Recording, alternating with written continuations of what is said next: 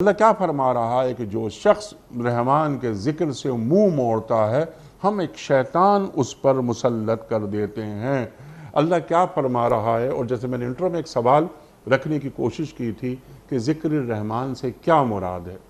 اللہ تبارک و تعالی نے یہاں پر ایک ضابطہ بیان فرمایا ہے، اور وہ ضابطہ یہ ہے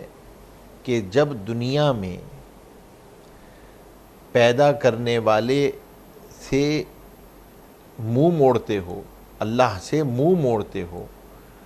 اللہ کی رحمت کے آغوش میں ہوتے ہوئے اس کا انکار کرتے ہو، اللہ کی رحمت سے فائدہ اٹھاتے ہوئے پھر بھی اس کے منکر ہوتے ہو، نعمتوں کی ناشکری کرتے ہو اور اللہ کی اطاعت کے بجائے اس کی نافرمانی کرتے ہو، تو کرتے کرتے ایک نوبت یہاں تک آتی ہے کہ پھر ہم تمہارے ساتھ ایک ایسا شیطان مسلط کر دیتے ہیں جو تمہارے تمام کرتوتوں کو جسٹیفائی کرتا ہے۔